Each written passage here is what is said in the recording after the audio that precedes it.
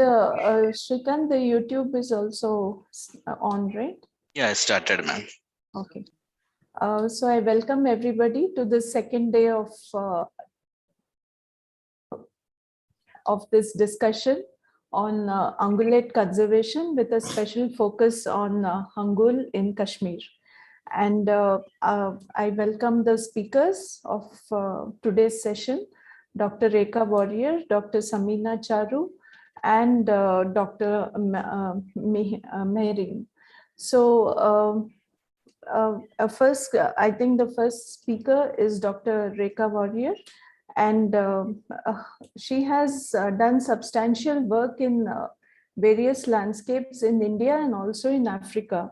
And speaking specifically about what she's done in India, presently she is a Sustainability Leadership Fellow at the Department of Fish, Wildlife and Conservation Biology at Colorado State University. And her research interest is in understanding and solving conservation challenges in human-dominated landscapes. She's worked extensively on tigers in such human-dominated landscapes.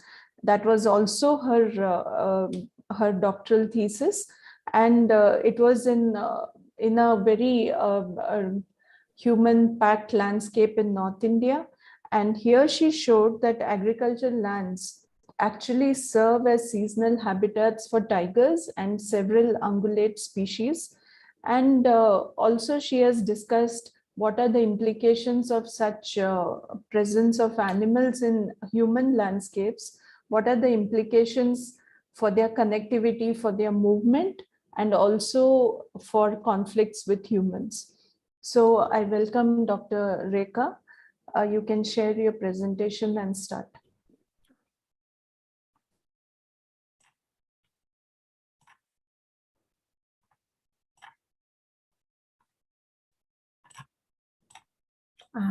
Is the screen visible yes. for everyone? Yes. Okay. All right. Hello, everyone. And thank you for that wonderful introduction. And thank you also for the opportunity to share my work today with all of you.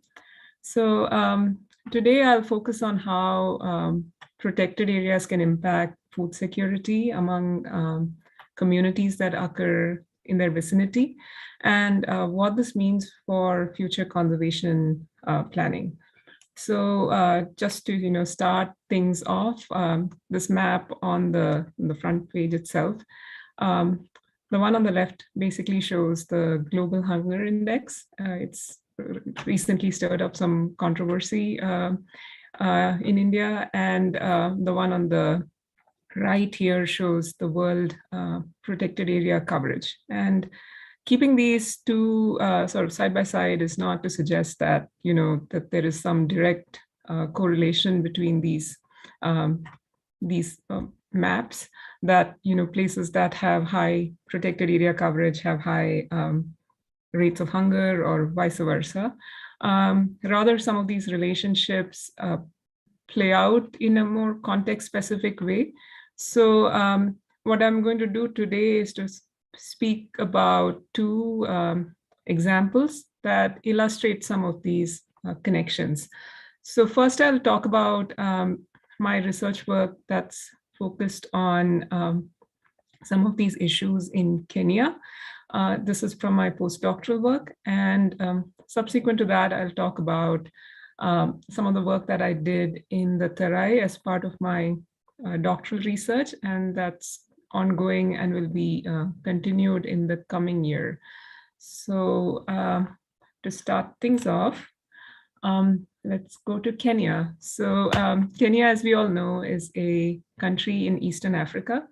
And as this map on the right shows, it's dominated by arid and semi-arid lands. Now, we all know Kenya for some of its iconic landscapes and protected areas. Like you've probably all seen on nature channels, these wonderful protected areas like Amboseli, Masai Mara, that support these huge diverse assemblages of wildlife species, particularly wild herbivores. And besides this sort of amazing diversity of wildlife, what Kenya is also perhaps lesser known for is their incredible diverse ethnic groups that occur all over these semi-arid and arid lands. Now, a lot of these communities are pastoralists. They practice traditional pastoralism, which involves wandering over very large areas with their livestock herds in search of fresh pastures.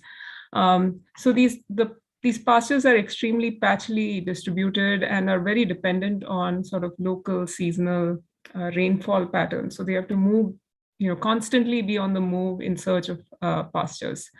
So for a lot of these pastoral communities, pastoralism involves raising cattle, camel, sheep, and goat. This is their principal form of wealth. This is how they sort of demonstrate status to each other. It's what they use as sort of currency for transactional purposes in many instances. A lot of this is not deeply connected with large cattle trading markets. These are all sort of locally traded animals. And it was surprising to me, so during the course of this research, to learn that for a lot of these communities, for example, the Maasai, traditionally, a big part of their diet used to be dairy. So up to 60% of their diet could be made up of dairy in the monsoon seasons. Now, obviously, those trends have changed, but cattle and livestock products are a very sort of significant part of their culture and livelihoods. So what is also sort of interesting to note is that a recent study that examined climate impacts sort of found that these semi-arid and arid lands where this pastoralism is the dominant form of livelihood are also areas that are likely to face very serious climate impacts in the coming future. So you'll see that these two maps here on the left-hand side is a map showing food security across Kenya based on the famine early warning system called FuseNet. So this is the predictions for the coming quarter, and you can see there is a famine unfolding in Eastern Africa, and much of these arid and semi-arid lands are expected to experience extreme food shortages. And it's useful also to note that the map on the right shows projected or future climate impacts. So this is what we are seeing today in terms of food security is under prevailing climatic conditions. So these conditions are likely to worsen in the coming future because of climate change. What's the other interesting thing to also note is that some of the iconic wildlife species that we associate with Kenya are also found in these arid and semi-arid lands. So these maps basically show, the first one shows the density of wild and domestic herbivores, and you'll see that they are predominantly distributed in this almost the same areas where these climate impacts are supposed to be adverse in the coming future. And as has been recorded for, as is the global trend, when you talk about herbivore densities, it's almost overwhelmingly dominated by domestic herbivore biomass. So cattle, camel, sheep, and goat form about 90 to 95% of all herbivores that are on this landscape. So it's sort of skewed quite heavily towards livestock species. And so obviously this livestock has a huge, overwhelming impact on natural systems.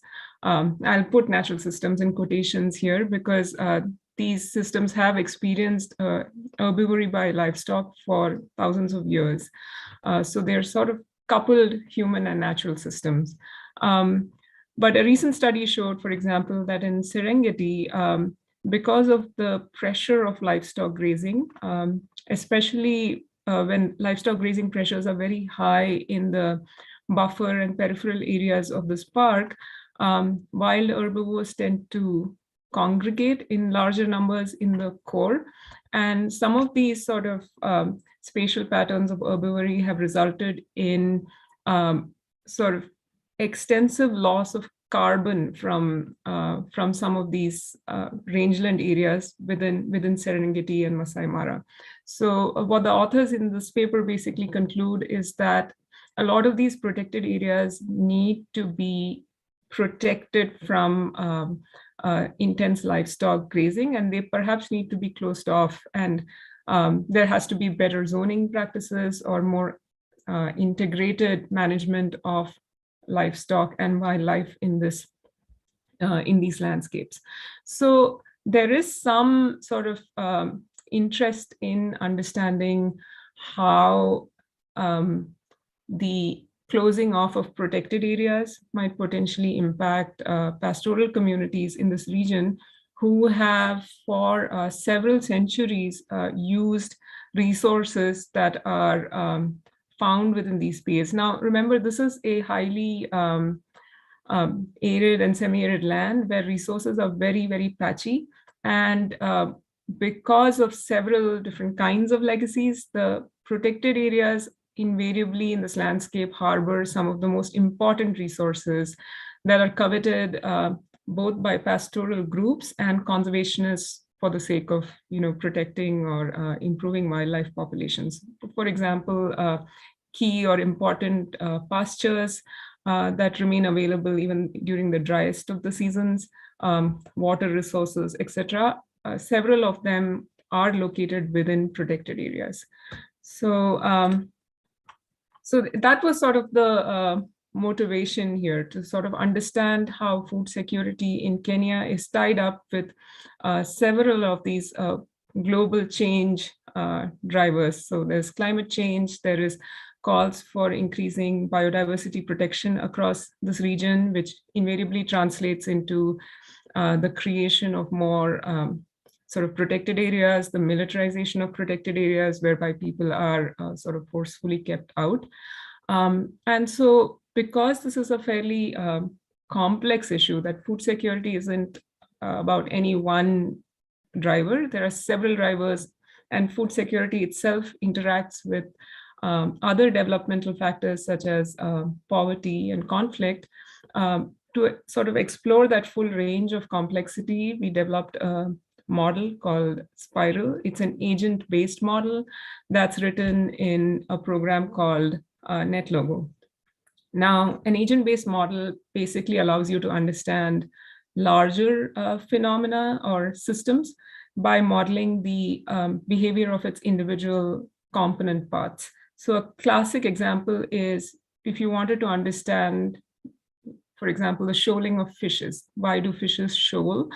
Now that sort of emergent behavior can be actually modeled or understood simply by modeling the behavior of the individual fishes in that shoal. So each fish in a shoal is acting and responding using the exact same movement rules. And so when they all do the more or less behave in the same way, the emergent phenomenon is that distinct shoaling pattern. So, and the other example is the murmuration of starlings, those sort of starling flocks sort of moving in these very specific ways in the sky that create these sort of incredible patterns. All of that emerges because of individual birds within that flock using the exact same movement rules to move through the sky. So here in the case of Spiral, the agents that we are talking about, the individual behavior that we are interested in modeling is the household. So each pastoral household is making decisions about their caloric intake, about how they're going to raise livestock and what sort of trading decisions that they make. using information that is available to them about the environment. And so when pastoralists across the region make these independent decisions, we can then sort of look at what is the sum total of the outcomes of all of these individual decisions. What does it mean for each region of Kenya in terms of outcomes related to debt, hunger, rates of potential conflicts with other ethnic groups. So the map here, this is basically the interface of Spiral, a sort of simplified interface here. The yellow boundaries basically indicate Kenyan counties. The large green patches are protected areas both within Kenya and in neighboring countries. This is Lake Victoria, this is big white blob here. And the little red spots are basically households, pastoralist households that are distributed all over Kenya in these arid and semi-arid areas.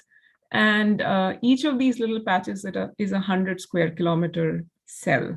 So that's sort of the overview of what the individual agents are within Spiral. But Spiral is only the social half of what we developed, which is a fairly complex socio-ecological systems model. The ecological half is represented by a model called L-range. It models ecosystem functioning within rangelands. So each month, Spiral and L-range are basically exchanging information. L-range provides Spiral with information on the availability of herbs, shrubs, and tree-related biomass on each of those 100 square kilometer patches. And agents, which are the pastoral households, are using this information from L-range to make movement decisions for their specific livestock herds. So a household may have a herd of, 10 or 20 cattle, several goats, some camel, and they're using that information provided by L-range to decide if the patch that they're located on satisfies the needs of their livestock herds or if they need to move elsewhere. So Spiral then in turn at the end of each month is providing L-range information on the fraction of the biomass that was grazed on each patch by all these sort of different livestock herds belonging to the different households. So there's this constant feedback that is happening at monthly time steps. So within Spiral though, depending on the biomass that was accessed by a household, their livestock will gain and lose body condition, and this affects the production of milk and meat and also their reproductive rates. And using the livestock biomass that was produced, so for example, meat or milk, the household is trying to meet their calorie needs for the month. They may sell this product or the animal itself to gain some money and then buy some store-based calories like a bag of maize or something like that to feed themselves. So that's sort of the overall structure of Spiral. So using this coupled model, we simulated about 10,800 households, roughly representing 5% of the pastoral population in Kenya. The ecosystem model L-range was adapted for Eastern Africa, and we validated output against on net primary productivity that was obtained from remotely sensed data. So we ran the coupled model using data on weather conditions that were present between 2000 and 2019 and explored two scenarios using the coupled model. A baseline scenario that simulated existing conditions where pastoralists can travel up to 100 kilometers from their home patch and freely access PAs in their vicinity. And an alternative scenario where these protected areas were these gray or green areas that were sort of kept out of bounds for these communities. So we contrasted these scenarios by looking at what happens to rates of hunger and debt across these households under these two distinct scenarios. So what we find is sort of unsurprising, is that when pastoralists lose access to these PAs, they experience increases in rates of hunger and death, as well as cross-boundary movements. So they're moving across their county borders to access other pastures, which in a sense is an index for the probability of interethnic conflicts, which are very prevalent. Violent conflicts are quite common in this region, and is one of the reasons that sustainable development is sort of harder to achieve here. But what is more interesting to note is the diversity in responses across counties. So you would have expected these effects to be more pronounced in the drier, hotter northern counties. But what we notice is that these effects are most pronounced in the vicinity of very large protected areas. So when you're sort of looking out at households that are in the periphery of places like the Masai Mara or Serengeti, that's where you notice these sort of largest increases in hunger and death rates. The other interesting outcome was also that there is a significant change in livestock composition. People are no longer able to support large herds of cattle. Instead, the composition tends to change towards keeping more smaller stocks, such as sheep and goat. So a simple action like just keeping pastoralists away from protected areas has the impact of on their well-being, but it also affects ecosystem functioning through this this different route where the sort of livestock biomass changes from grazing species to browsing species such as sheep and goat. And while we haven't explored the consequences of these, it potentially changes the way livestock competes with wild herbivores in this landscape, and also the way carbon cycles through the system. So with that, I'll sort of jump over to quickly to the Terai. I'm not going to talk about a lot of the methods here, just in the interest of time, and just focus on some of the sort of broad results and insights here.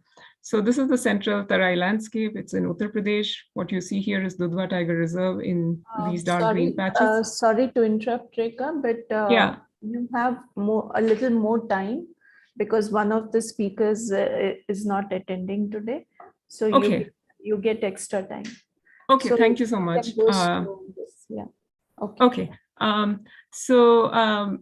Okay, so the dark green patches, basically, this is Pilibhit Tiger Reserve starting to the right. Then there is Dudhwa in the middle, and then Katanya Wildlife Sanctuary, and they're all sort of located along the India-Nepal border. What you see as these little sort of blobs all along the landscape are home range centers for tigers. So this was based on a very large-scale effort, camera trapping effort that was done by Pranav Chanchani as part of his PhD work. And what you see are home range centers. So basically the distribution of tiger home ranges within these protected areas. And what's interesting to note here is that a lot of these home range centers are concentrated along the peripheries of these protected areas. So typically, because this is a tiger reserve, the standard way of managing them is to sort of designate a core and designate a buffer zone.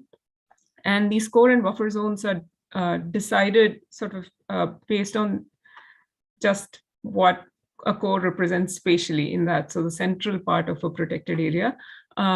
So in this case, however, the more important tiger habitats are located along the edges of these parks. Now, just beyond these protected areas are very extensive sugarcane farmlands. This is an important sugarcane growing belt. So there's a lot of continuity in terms of just structure. So these sugarcane is basically a type of grass. The fields resemble native grassland habitats. So there seems to be, at least structurally, there's some kind of, these landscapes seem connected. But of course, there is also dense human settlements that occur all along this region that complicates animal movements and also has implications for human-wildlife conflicts. But what I found during my doctoral work was that these sort of areas, these matrix habitats, so this is again Pilibhit on the left and Dudhwa on the right. What we found was that tigers use these matrix areas quite extensively, that is these sugarcane growing regions. And the use sort of peaks in the winter season when the crop is at its densest and highest. And then subsequent to the winter, a lot of this is sort of harvested in synchrony because the sugar mill is active and they have to process the sugarcane. So it's sort of harvested more or less within the span of 2 or 3 months. So the visibility increases substantially. There isn't as much cover, so the use sort of declines in the summer. And then further drops again in the monsoon season because this area experiences intense flooding when the Sharda River that flows through the center of this landscape reaches its banks. So besides tigers, there's also a large number of other interesting animals that use and conservation relevant species that use this matrix. So there is hog deer and swarm deer, both of which are endemic and endangered. There's several species like nilgai and wild boar that are considered common agricultural crop predators. Indian wolf, fishing cat. So there's like there's rich diversity of species that are present in the matrix, thereby these agricultural landscapes, these human-made spaces support conservation within this landscape as well. They're sort of adding to the overall habitat that's made available by the protected areas in this region. Now we found that the 3 herbivore species, hog deer, nilgai, and wild boar, also use these agricultural areas with fairly high occupancy probabilities. So this is sort of a map showing, a plot showing occupancy rates in winter, summer, and monsoon season for these 3 species. And you can see that they're sort of more or less permanently present within these agricultural areas, and undoubtedly having an impact on agricultural produce in this region. So alongside these occupancy surveys, we had done fairly extensive social surveys. And what those surveys revealed was that agricultural land holdings are fairly small in this region. So, median land holding size is 3 acres, but a lot of the landowners are practicing sort of marginal forms of agriculture, and at the most they have 1-2 bighas of land and growing just about enough sometimes to feed themselves, and on most occasions they're doing less than that. Similarly, livestock ownership is also quite small in this region, even though sort of parochially it's known as the cow belt, but actually cow ownership has sort of declined over the years. Now, group discussions that were conducted with herding communities in this region have primarily revealed that livestock holdings have declined after pastoral people were restricted from accessing grazing pastures within Dudhwa and Kishanpur and Katarnia Ghat, just because there isn't enough pastures anymore outside of these parks to enable keeping very large livestock herds. Conversely, in these group discussions, pastoralists, especially the older ones, also claimed that following cessation of grazing within these systems, the grass community structure has changed. And we have corroborated this information by conducting field surveys that looked at grassland community composition, and they match with what has been reported within these group discussions. And in terms of challenges living in this landscape, most community members reported flooding as the most significant challenge to their lives, followed by crop raiding. That has essentially kept them from being able to make profits of a farming. And in terms of crop raiding, most people report up to 30 to 40% of their annual crop being lost to wild herbivores. Now, these estimates haven't been corroborated by conducting sort of a validation exercise where we go and look at the actual rates of losses. So they're likely overestimates, but it's still a substantial impacts on their livelihoods. And most farmers, more than 50% of the farmers attested that farming is no longer a profitable exercise for them and that their children might not pursue this occupation in the future. Now, this has two consequences. One is the abandonment of farming is sort of a precursor for land use change in this landscape. And the crop raiding, on the other hand, means that people are making larger and larger investments into crop protection measures, which increases production costs and at the same time fragments the landscape. So on the one hand, there is the upside that these areas support diverse assemblages of wildlife, which is important from a connectivity standpoint, but their impacts also means that over time that they are going to be able to change the way this landscape looks just by accelerating potential land use changes. Now, it's important to note that these sort of impacts are occurring in the context of fairly widespread rates of malnourishment and hunger in this landscape. We haven't measured food security rates in this region, and that's one of the objectives in the coming year. But this is from the National Family Health Survey from the previous one in FHS 4. And you can see that there's, for this district, Lakhimpur Kheri district, there's fairly high rates of malnourishment and stunting amongst children. And in terms of an adequate diet, more than 90% of children in this region don't receive an adequate diet. So a lot of these impacts on livelihoods are occurring on an already fairly impoverished population. So I'll just wrap that up with some quick notes. One is that conservation efforts are sort of increasingly focusing on the creation of protected and well-connected areas in biodiverse regions of the world. So this is largely still remnant tracts of biodiversity in Asia and Africa. And so these efforts are increasingly occurring on lands that are worked by communities marked by low development indices. So it's not happening in sort of the developed world. This focus is now increasingly on, parts of sub-Saharan Africa, large parts of South America and Asia, where there is higher rates of impoverishment. So what we find in these two examples is that in Kenya, loss of PA access exacerbates food security among pastoral groups. And in the Tarai, on the other hand, food insecurity is potentially worsened by the impacts of wild herbivores using agricultural lands. And so I'll just confirm that this is still sort of speculation. There, we haven't sort of set up a study to actually find how these things are interlinked, but this is sort of just pulling together diverse statistics and trying to sort of form a picture of what might be going on. And so to conclude, food security has fairly complex underpinnings, and they're related to a number of other development indices such as poverty and conflict in different parts of the world.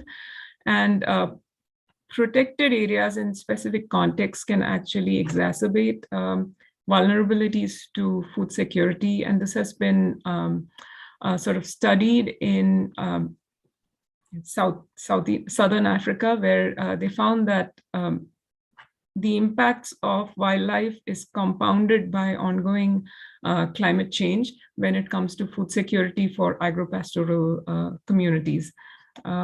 Similarly, land use change, as this little plot here shows, this is sort of anticipated increases in urban land area in the coming century, so 2015 through 2100 onwards. Under different scenarios of development, we see that urban area is going to increase substantially large parts of India will continue to urbanize, which basically means that connectivity is going to be severely impacted.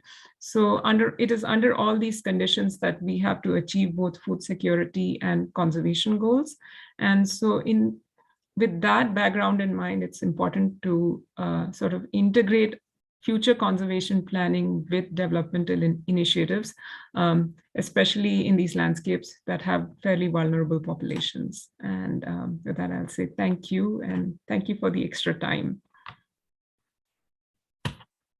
Thank you, Rekha.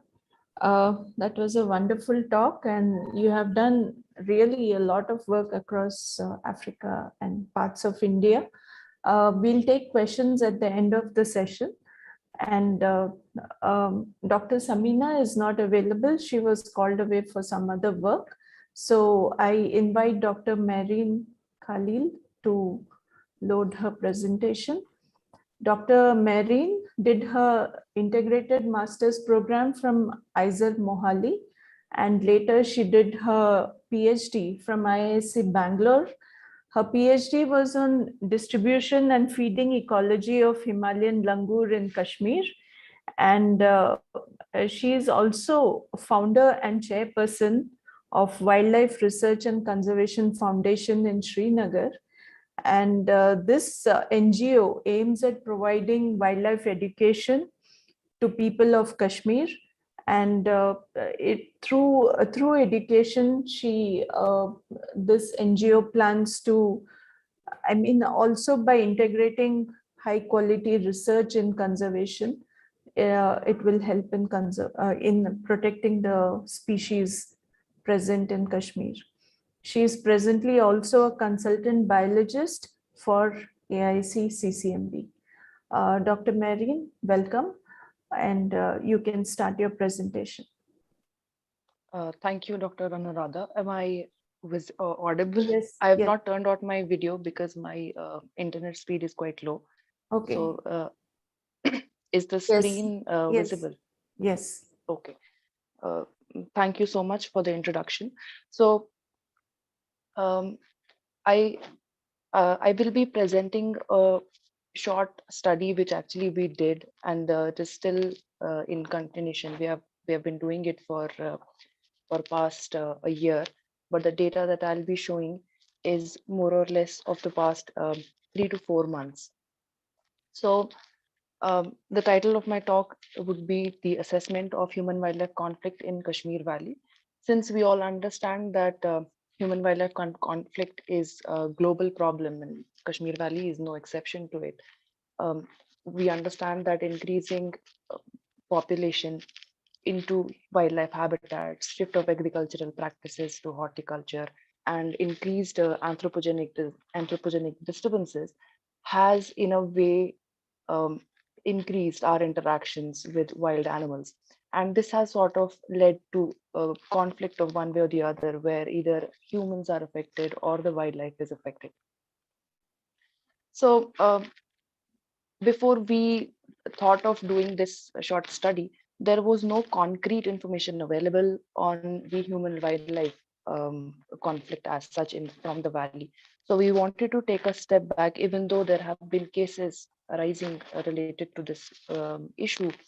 We wanted to take a step back and understand the conflict scenario in the valley. Um, so these interactions are quite challenging, as managers who are present here in the webinar, they would understand that these are not only challenging but daunting equally. And this is not challenging only for the managers but for conservationists as equally. So in places like Kashmir, Himalaya, where we have very little information about the lesser known species, where most of the species are yet to be explored in terms of understanding their ecology and distribution, such rising cases of conflict create a challenge for both researchers and conservationists. So this study that I'll be presenting is aimed to understand the current status of these interactions and to provide a data-driven mitigation strategies. So as I already mentioned, that this will be the first comprehensive study, and the data that I'll be presenting here is just a part of it. I've just um, tried to interpret a very little part of the data which we have collected so far. So we will be covering a few aspects related to human-wildlife conflict, such as crop damage, livestock depredation, and attack on humans. Just to give you an idea about the study area, here you can see the map of India, and we are trying to understand this conflict problem in the northwestern part of Himalayas. The circle over here represents the study area. And as I already mentioned, that this will be the study only considers the or tries to understand the conflict problems in the Kashmir Valley. Um, in the map over here, you can see a bowl-shaped valley surrounded by the mountains from across all the sides. And this is roughly the entire Kashmir Valley. It's around 100 kilometers in width and more than 100 kilometers in length. And the geographical um, terrain is as such that the lower parts start from the lower plains are around 15 more than start from 1500 meters elevation, and the mountains go up to around 5000 meters elevation above sea level. um, just to give you a perspective, I don't know if I can use a pointer over here.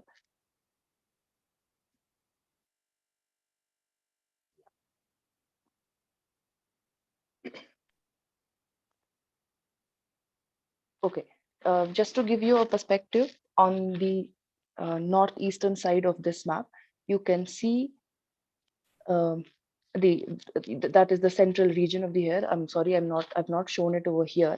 So that is the central part, and where the that is the area where Dachigam is actually located. So to assess this human wildlife conflict problem, we divided this entire area into smaller manageable grids of around 5 square kilometers. We chose this dimensions 5 by 5 square kilometers just to get some homogeneity in the area that we are trying to assess, and so that we can easily manage the entire area as much as we could was possible in the time span that we had. So the small grids that you can see on the map, these are just for our assessment, for us to collect the data or the interview questionnaires from these data points. So the kind of questions that or the kind of interviews that we ask is mostly about the livestock damage, the crop damage, and attack on humans. So these are three main aspects where we are trying to understand people's perspective from the interviews that we have conducted in these smaller 25 square kilometer areas. So we have chosen these grids randomly, and within each grid, just to within each grid, we have collected around 10 interviews or 10 to 15 interviews per grid of different from different age groups. So we would collect data from um, um, children above 12 to 60 and above year of age group, and it can be either male or female, just to get perspectives on both the sides about how females feel about the human wildlife conflict and how males feel about the human wildlife conflict. Does age add any experience to the conflict perspective or not? And these interviews are mostly questionnaire based, so they'll be either uh, um, so here you can see in the pictures we have selectively uh, um, cornered our interviewee and ask them questions so that they do not bias the other interviewer as well, which we are trying to whom we are trying to ask the questions from.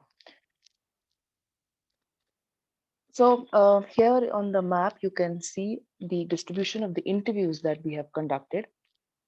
We have roughly tried to cover most of the area of the valley, apart from the northern region, which we could not access for now, and some of the Pir Panchal range towards the left, where you can hardly see any data points. So most of the data that I'll be showing comes from these areas where you can see these points. So these are around 280 to 85 questionnaires, and the data is from around 285 data points. And the kind of trend that we have seen is um,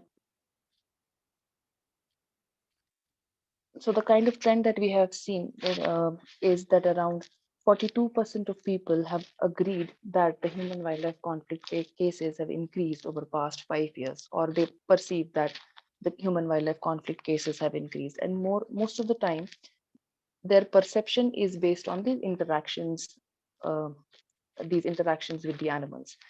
And out of which 33% of the respondents reported of black bear conflict, which was followed by macaque conflict, porcupine, and leopard.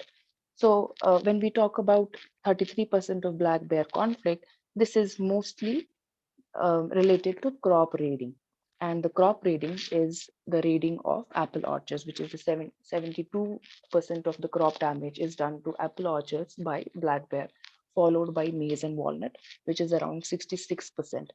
And most of these conflict problems, or most of these interactions, happen during the fruiting season of apple, maize, and walnut. So it starts around August onwards till September ending. Um, so just to give you, so these are not ground truth data as such. These are mostly perception based data. So in the next phase of collecting the or assessing the human wildlife conflict in the valley, we are trying to look at if we can uh, model certain uh, based on certain models, if we can predict conflict problems in the rest of the parts of the valley. If you can see, um, if I go back to the previous slide over here, so we have data collected from all these areas where there are these dotted, where you can see these dots. So understanding the conflict pattern over here, we can be modeled or can we predict conflict in other areas as well, which have a similar kind of a terrain or have a similar kind of a land use, land change pattern. So we are yet to develop that model, and we are trying to see if we can um, model such kind of a technique. Right. So I'll quickly run into the conclusions. I've not shown you the entire data. This is only from around 285 interviews that we have conducted so far. And since this is the preliminary part of the study, and it becomes clear from the people's perspective that conflict has increased, the human wildlife conflict has increased, and most of them pertains to crop damage. And maybe we can infer that since there are more uh, apple orchards coming up close to these areas where initially they had um, um, paddy fields, they have changed their pattern from paddy field to crop to apple orchards. There are It's more likely that a bear or a wild animal will come in, raid your crop. So one of the reasons that the conflict has increased in terms of crop damage is could be because of that. We are still yet to ascertain um, the actual reasons of the change of land use. So in the second point, I've also mentioned that since there is a change in the land use patterns for a better, economically better crop such as apple, cherry, or um, other economically better crops, these act as attractants for black bear since they are better food sources, and hence there are more increases, more or since and hence there is a rise of black bear conflict related to crop damage.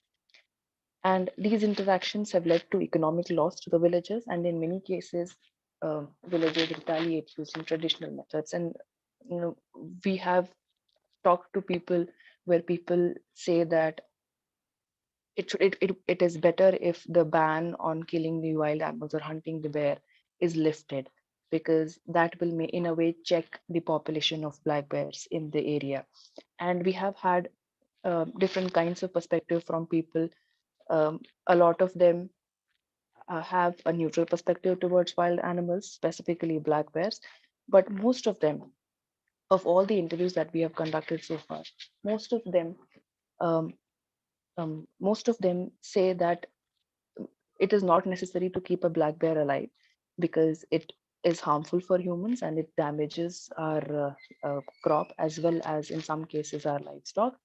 And there have been incidences where black bears have attacked humans as well. So it is not necessary to let the black bears live peacefully. So what if the managers can lift the ban on hunting of black bears? So these are kind of negative perspectives that people have had, or people have shown, or have interacted to us when they were giving their interviews. They have said all those things. Interestingly, um, the the wildlife department does give compensation for any kind of human wildlife conflict that happens outside protected areas. But since most of the damage is done, um, most of the crop damage is done to apple orchards, and some apple is something which has an economic value attached to it, and most of the crops are damaged by the black bears.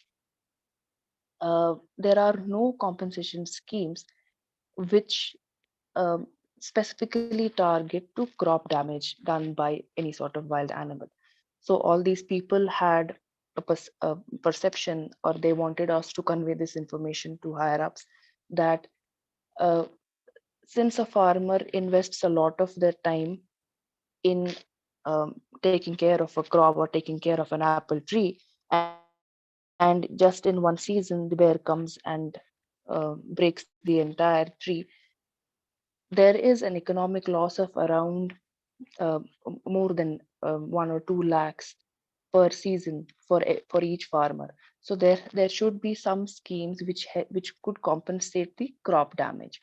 But as a matter of fact, the department and the concerned departments, they have a compensation available for the human attacks or for any sort of injury or death.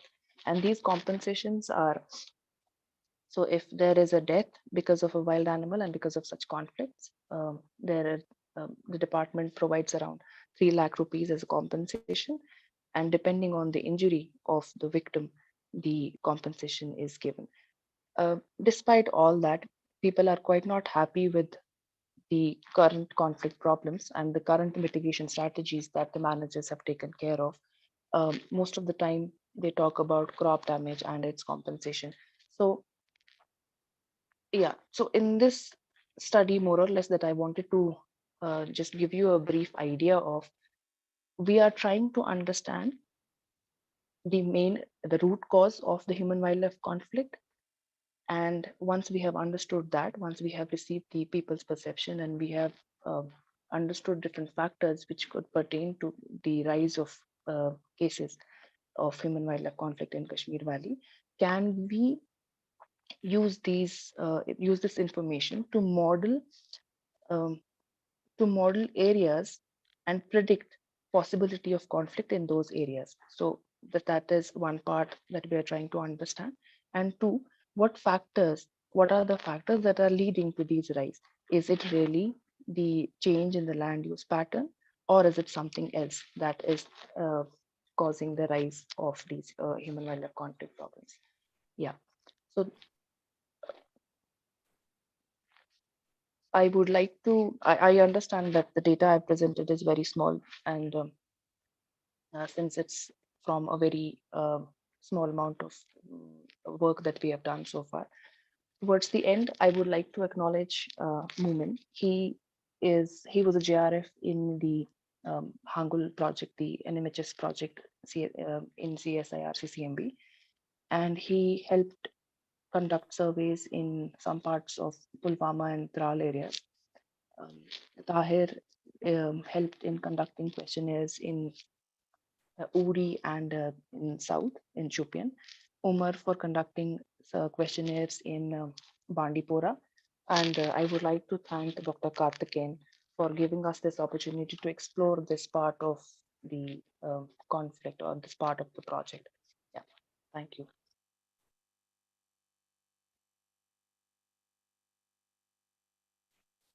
Thank you very much, Dr. Mehreen. And now I request participants to ask questions, and I can read out questions from YouTube also. So if there are any questions to Dr. Rekha or yes, Karthik, you can unmute. Rekha, thanks for the wonderful talk. Are you able to hear us? Yes. You, in one of the slides, you showed a graph which has two outcomes, one positive and one negative. And you said that protected areas have a role in influencing poverty. Is that right? Did I get the results right, or is there something else to it? So this was the results from comparing a baseline scenario run against a scenario where protected area access is limited to or is disallowed for all the pastoral people across Kenya. And so what it shows is it compares what the change in the rate of household debt and hunger is in these two scenarios. So when protected area access is lost across all counties, households experience an increase both in rates of debt as well as rates of hunger. Okay. So now when you say protected areas, they are of different categories, right? Yes. I mean, going by the IUCN category 1, 2, 3, whatever. So you have different levels of stringency in access to the area. That's correct. So in this case, there are IUCN 1 to 4 category protected areas were considered, and access to those were sort of limited within the model. And the way some of these results unfold is through the effects of the loss of access to critical resources on a livestock population. So it's sort of that cascading effect that eventually translates to household hunger and debt. The model is simplified in that it doesn't account for some of the positive influences that protected areas have on local populations, for example, through tourism and eco-development, and those sorts of positive influences are not accommodated here. But invariably, those impacts are fairly limited in that it's not uniformly distributed for all communities within a region. But it's true that some of those rates, the trend is potentially correct, but the magnitude of change is probably likely to be different when you accommodate other factors or other impacts of protected areas and markets on these communities. Thank you. Yeah, Dr. Umapati has a question. Rekha, I have a basic question about your work on South African countries, like the African countries.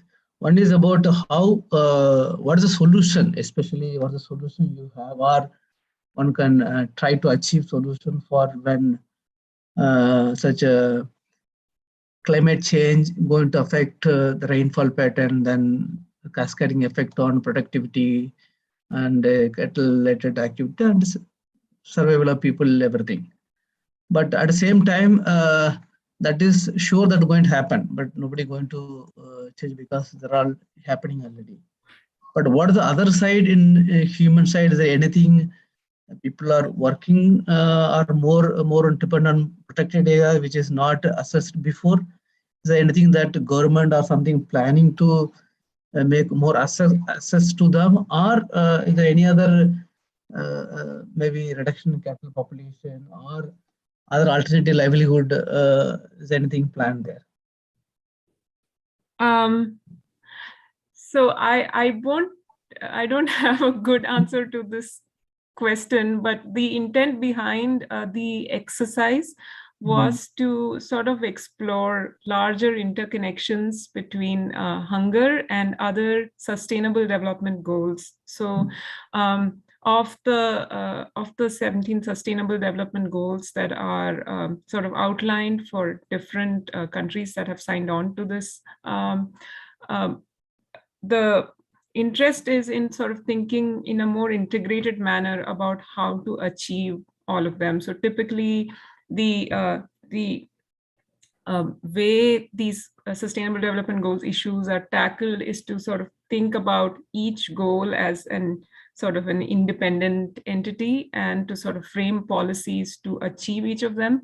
But so the intent here was to think about how these broadly defined policies have effects beyond just that particular goal. So for example, a conservation policy that is, ostensibly just keeping protected areas free from the influence of humans has wide-ranging impacts on other sustainable development goals. So now the intent is also then to convey that future planning on any of these fronts, be it human well-being or biodiversity conservation, this is better achieved even when we are talking about these, broadly defined strategies such as the UN SDGs.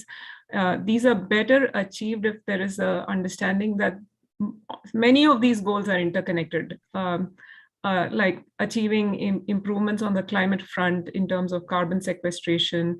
But is this country specific? The UN SDGs are country-specific goals, but the goals themselves have been defined at a global scale. So it's saying that, by 2030, we would like to achieve X amount of reduction in global hunger. So to do that, each country then identifies their national targets. Okay, thank you. Yeah, there's one more question for Rekha. This is from Tahir Gazafar. He says, wonderful talk, Rekha. Would be interested to know a few things about pastoral village composition and migrations. One, does the whole village migrate along with the cattle or just the populations involved in herding practices? And the other question is, how much of a land does one ethnic clan generally own? And to what extent does the exchange occur between grazing land, food, water, goods, animals, etc.? Okay, thank you, Tahir. So across Kenya, there's a huge diversity in practices. So for example, in Spiral, we model 3 kinds of pastoral groups. One who are sedentary, that is, they don't move. They're just grazing their cattle and livestock locally. The other is non-sedentary, who are actually making these long-distance seasonal movements. Those are found, communities are largely found in northern and northwestern Kenya. And the third are agropastoral people who do a sort of a hybrid form of livelihood where they have some agriculture, but also have people who will take their cattle to sort of faraway places. It's not unlike, say, like, the Bakarwals and the Gujars and several of the sort of communities who practice pastoralism in in Western India. That diversity is apparent even in and across Kenya. The land ownership is sort of variable. A lot of land is sort of communally held. People, the ethnic group may occupy a very large part of a county, but then each ethnic group is divided up into sections who sort of, maybe move together or have somewhat similar pastoral practices and movements. There's a lot of in the southern parts of Kenya, especially near those iconic protected areas like Masai Mara, there is more privatization of land, which is one of the leading causes for landscape fragmentation in those regions. So that diversity is accommodated in spirals because we know we have some land use data on where agriculture is. We also know distribution of ethnic groups, and there's a rich literature on the practices of these different ethnic groups that has allowed us to sort of tailor the model to accommodate some of their, distinct practices.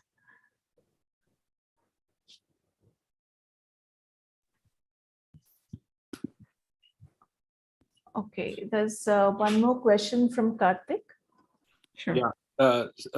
Rekha, from the study that you did in Terai, you can see that the area that you have done extensive work is in the agricultural landscape, which is sandwiched between two PAs, right? Yeah. So is there and you also mentioned that majority of the farmers are small landholders, about 3 acres.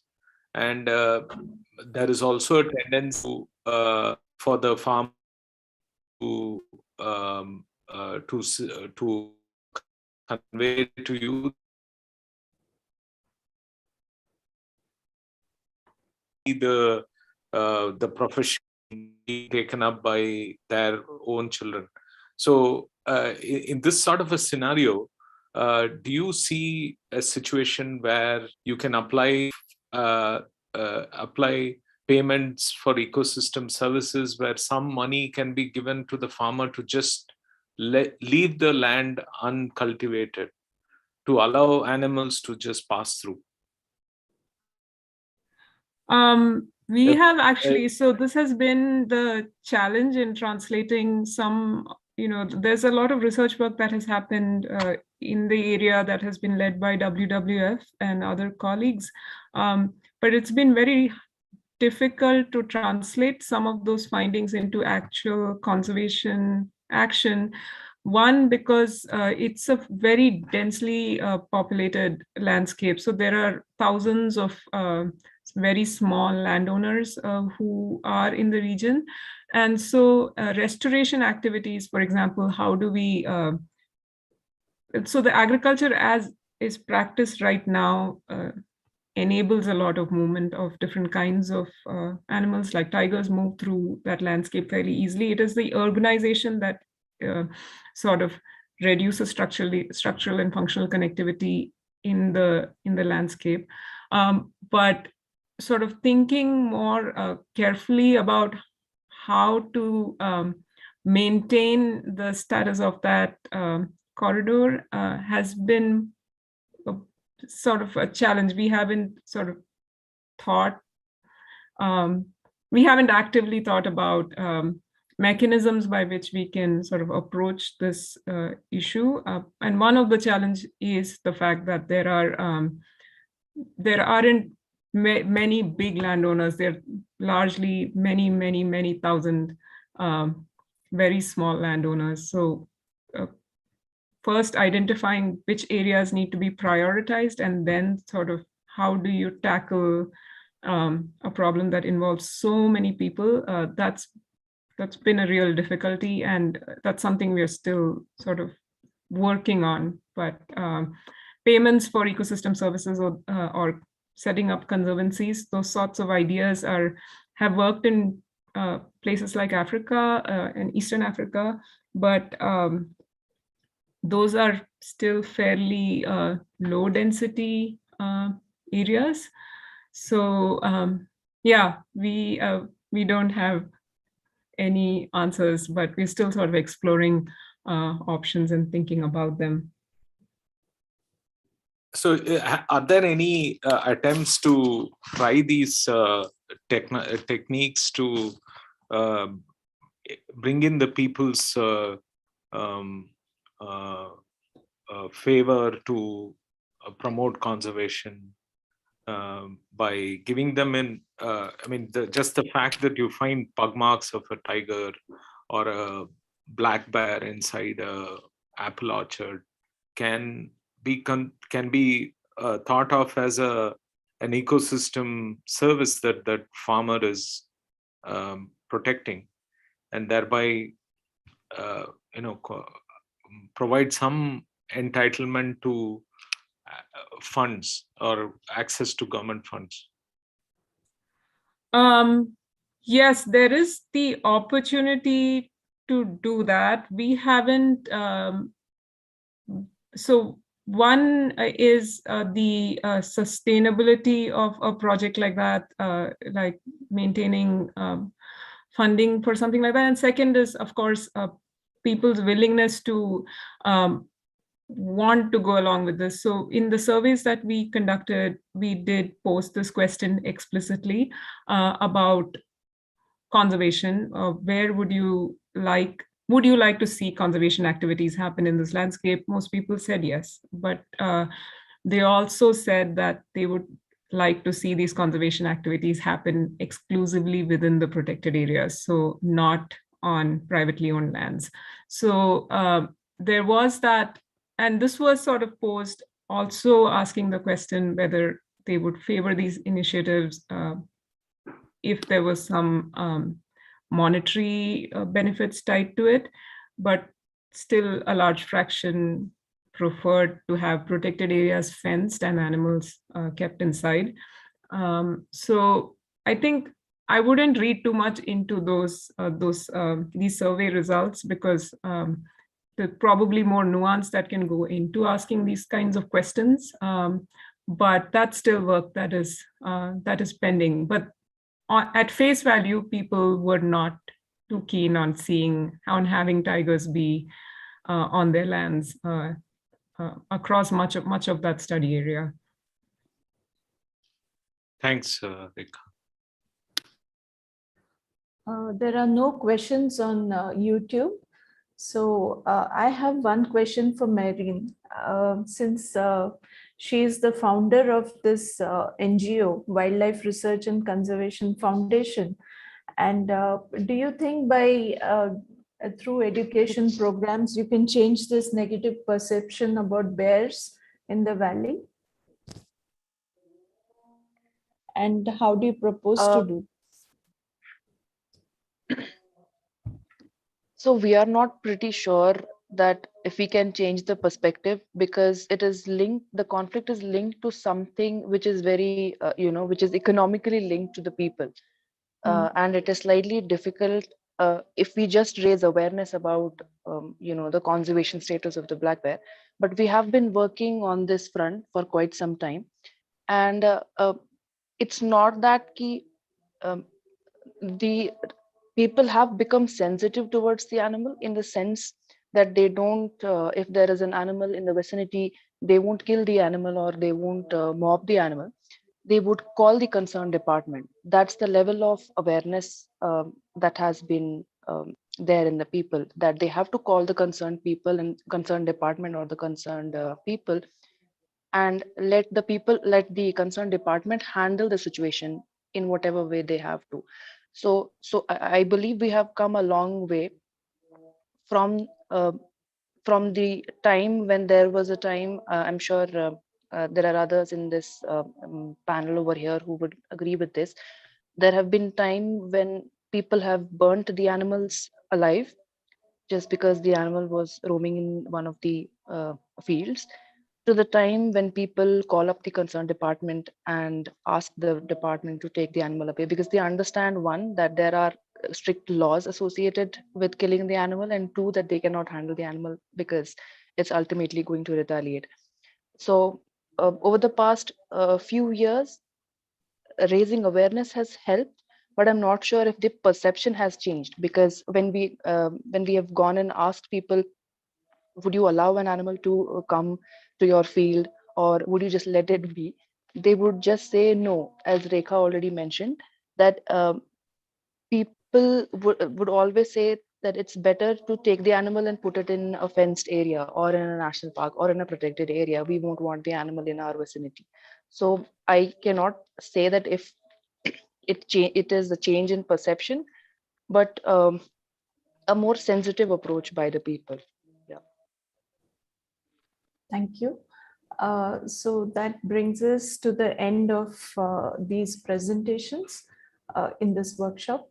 And we now have a couple of other concluding discussions. So, Karthik, would you like to? Yeah, so I Yeah. think Mr. Rashid Nakash is already logged in. Yes. He's there in the as a panelist, and Yes. he would be. He's still in his office. We have held you back today. Yeah, yeah. So 2 days of I was with you for these 2 days. yeah, Right? Yeah, right. yeah.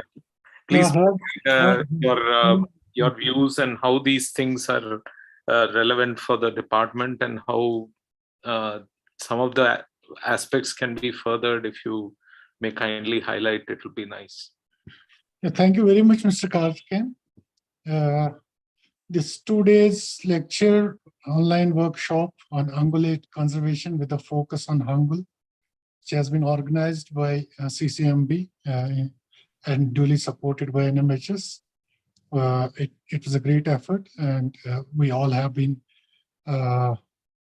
brought together in a common platform to discuss on the issue. Well, as you know, that now CSIR CCMB is a collaborative and knowledge partner of the Department of Wildlife Protection, and has been working in the G&K on population biology of hangul for last 2 years now. And you are exploring also the possibility of implementing some conservation breeding programs for hangul also here.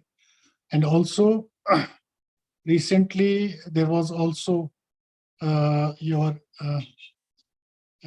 effort for establishing a conservation science and innovative lab in the University of Kashmir. All these efforts are really appreciated. And now this effort of getting us together, listen about from the experts across the national, international levels. Like yesterday, we had Mr.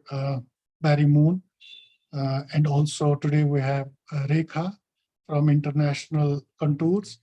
Now, this is good. This is a good effort. Yesterday, as Mr. Nemat Ali started his talk while giving an introduction about the COSI lab, and then Mr. Barry Moon, he talked about the models and the population dynamics and estimations, parameters. All these things is very important in knowing the population biology and reproduction biology scenario, especially very much relevant to the hangul and hangul conservation in our scenario. We're thankful, and such a knowledgeable talk from him that has enlightened us, and we would like to get a concrete sort of a recommendations which will be implemented while we do our population estimation exercises in our areas, not only for hangul but other ungulates too. I would also recommend such models to be adopted for markhor and other ungulates which are important, having conservation importance, so that a robust way of getting the results will be they have the real implications. And then we had a talk by Dr. Anuradha. She gave she was rather it was rather a nice gesture for the Department of Wildlife Protection to know the genetic health of our hangul. And now I could with authenticity say that a science-backed conclusion is there that the genetically our hangul is doing well. The health of the hangul is not that much worrisome, which we used to think before. So the results of the gene-based results by Dr. Anuradha yesterday were really were really good results, and it was something to note about.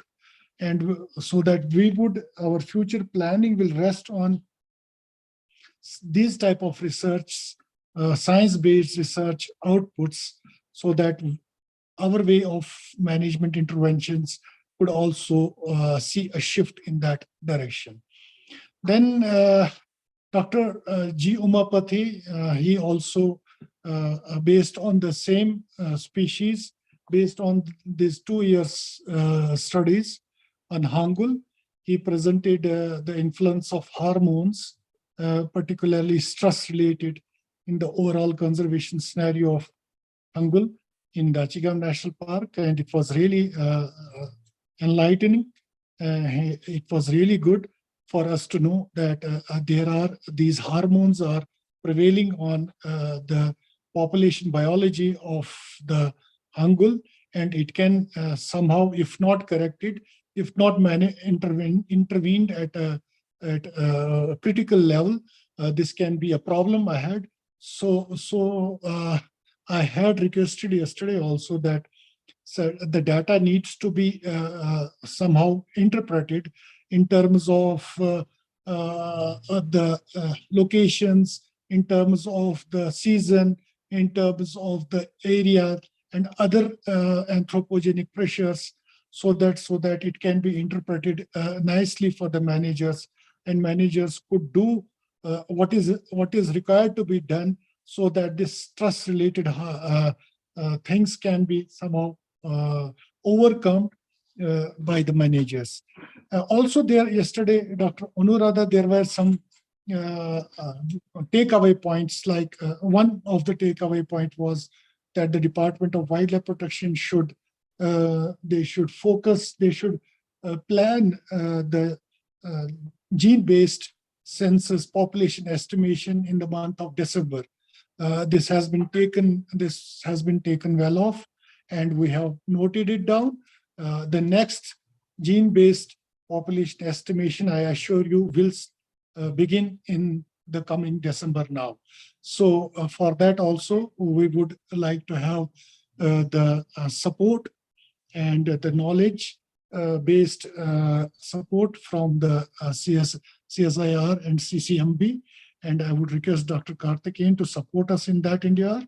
And also there were also some takeaways in her talk yesterday, which will be taken, which will be considered very, they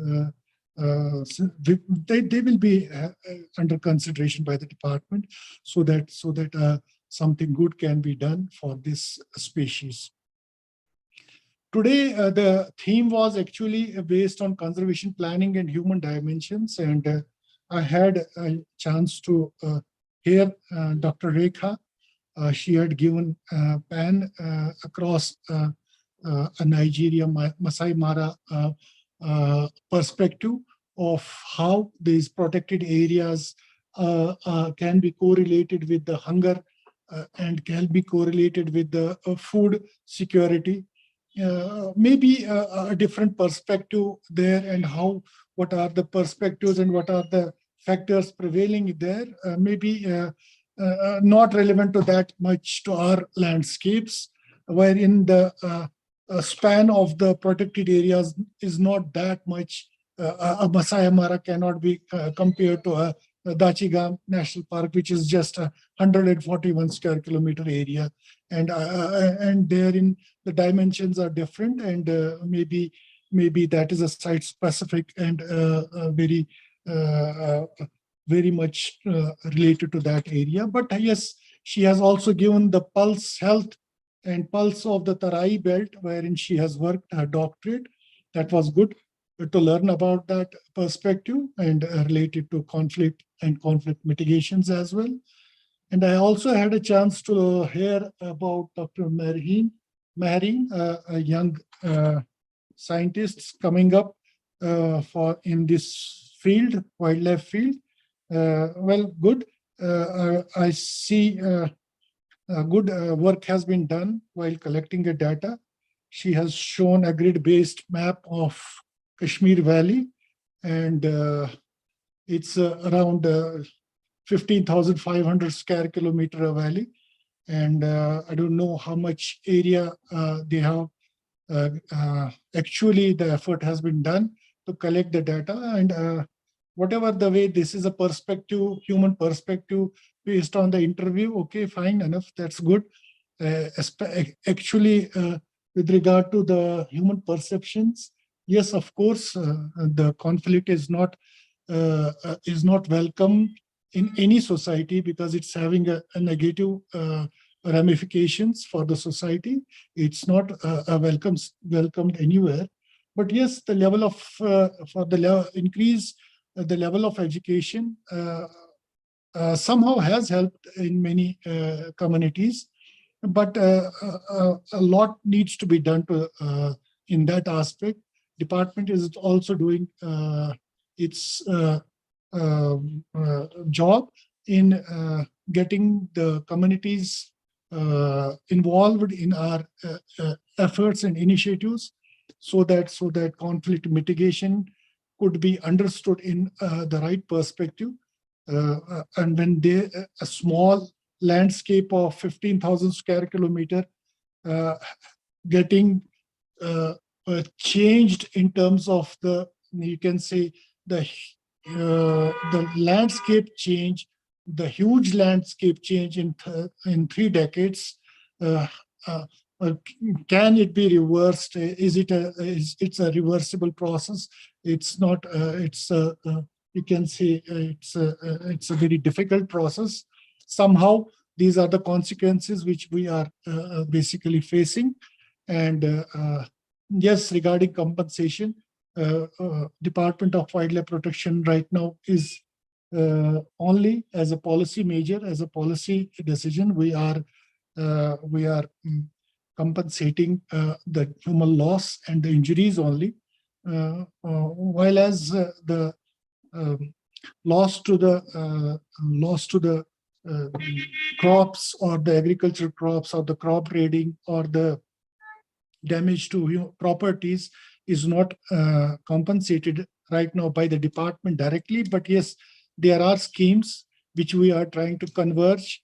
There are schemes like crop insurance schemes are there, which other departments like horticulture department as well as the agriculture departments are running.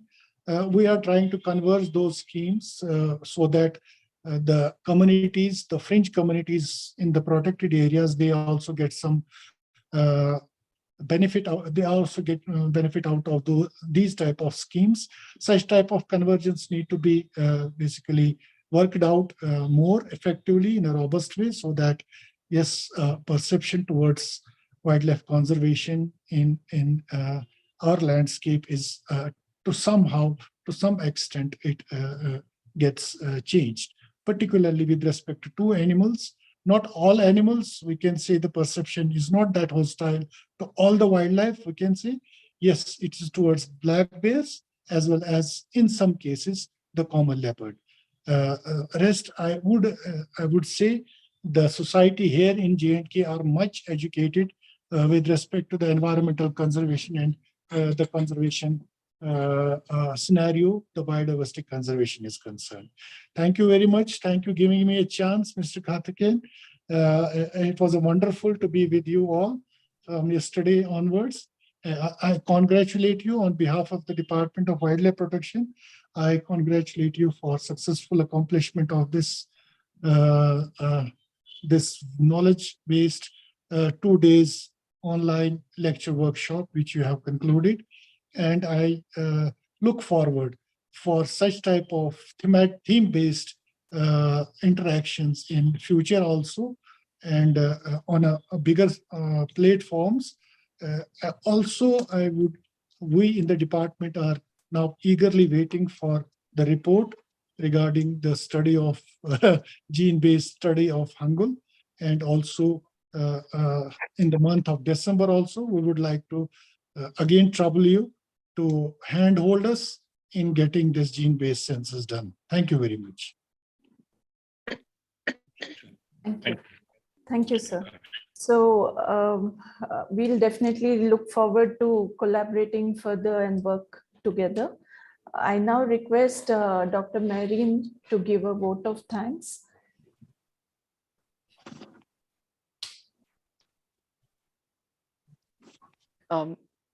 Thank you, Dr. Anuradha. I believe we have come towards the end of this 2-day workshop. And I would like to present my vote of thanks to the participants as well as the speakers for the 2-day sessions that we had. I feel grateful for the support which is provided by the National Mission on Himalayan Studies, the Atal Incubation Center AIC at CCMB, and the Department of Wildlife Protection from J&K. I especially thank the patient participants who have been listening to us all the way, and I understand the time is something which is the time which was scheduled for these this webinar was around 4:30 to 6:30 in the evening, and this is the time when most of us are sleeping in our cozy spaces. And I really appreciate the patient hearing of the participants and the questions which were raised during these 2 days. I would especially like to thank our speakers, Barry Noon, Anuradha Reddy, Umapati, Rekha Warrior, and Mr. Rashid Nakash for agreeing to speak to us and for providing such insightful information.